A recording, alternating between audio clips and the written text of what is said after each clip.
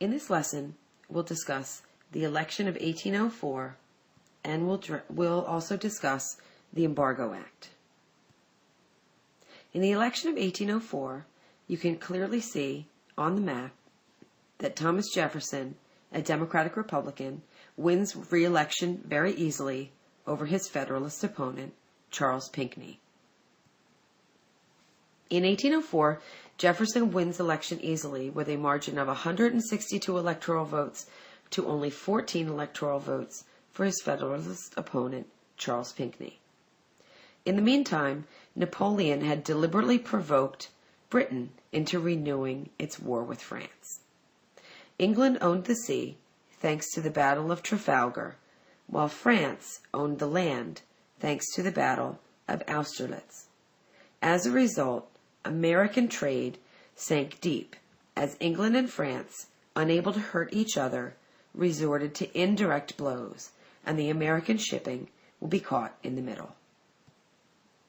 In 1806, London issued the Orders in Council, which closed ports under French control to foreign shipping, including American, unless they stopped at a British port first. Napoleon ordered the seizure of all ships, including American, which entered British ports. Impressment of American seagoers was also a problem. Some 6,000 Americans were in effect kidnapped and impressed into service into the British Navy from 1808 to 1811, angering Americans. In 1807, a Royal frigate overhauled the U.S. frigate the Chesapeake about 10 miles off the coast of Virginia, and the British captain ordered the seizure of 4 alleged deserters. When the American commander refused, the U.S. ship received 3 devastating broadsides that killed 3 Americans and wounded 18. In order to try to stop the British and the French seizure of American ships, Jefferson resorted to a complete embargo. The Embargo Act of 1807 forbade the export of all goods from the United States, whether in American or foreign ships. So, in effect, basically Jefferson said that we will not trade with any foreign countries, which is going to end up hurting the United States more than it ends up hurting other countries. And we'll discuss this political cartoon in greater depth in class. The net result was deserted docks, rotting ships in the harbors, and ultimately Jefferson's embargo hurt the same New England merchants that it was trying to protect.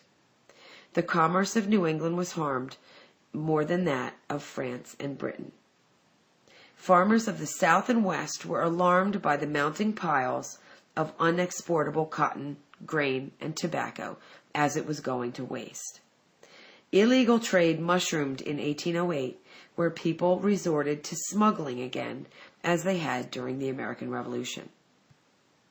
Finally, Congress repealed this act on March 1, 1809, 3 days before Jefferson's retirement, and replaced it with something called the Non-Intercourse Act, which reopened trade with all of the nations of the world except for France and England. The embargo failed for 2 reasons. Number 1, Jefferson underestimated the British and their dependence on American goods. And number 2, he didn't continue the embargo long enough or tightly enough to achieve success.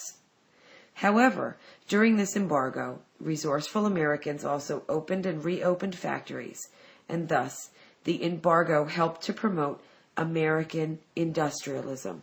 Because if we could provide our own goods for our own country and not have to worry about getting them from other countries, then that was a plus for America. In the election of 1808, Jefferson is now stepping down after 2 terms, but we have President James Madison is elected. James Madison took the oath on March 4th, 1809. He's known for being short and not for being a very good speaker. In 1810, Congress adopted a bargaining measure called Macon's Bill No. 2, which, while permitting American trade with the entire world, also promised American restoration of trade to France and or England if either one dropped their commercial restrictions. So basically, whichever country stopped restricting ships first, they would be able to trade with America again.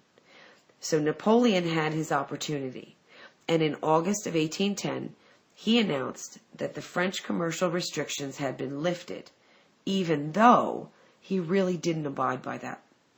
Madison, who was desperate for recognition of the law, declared France available again for American trade. Of course, Britain still controlled the seas, but meanwhile, America had been duped by France into entering European affairs against Great Britain. And we'll talk more about how this is going to lead to further difficulties with Great Britain in the upcoming classes.